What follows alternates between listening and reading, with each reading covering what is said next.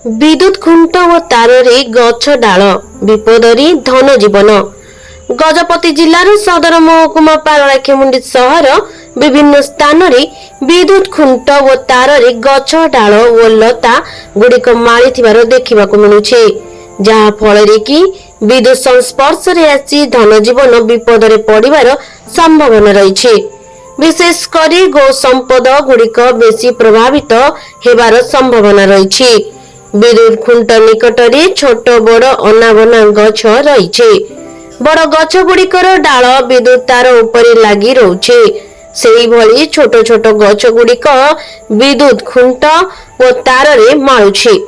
जे कोनोसी मुहूर्त रे सेतिरे विद्युत स्रोत प्रवाहित हेबार यथेष्ट संभावना रही।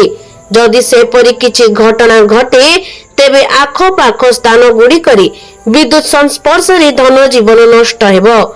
गाई गोरु समेत विभिन्न प्रकार गृहपालित पशु पक्षी विद्युत संस्पर्श रे आसी मृत्युवरण करिवार संभावना रही।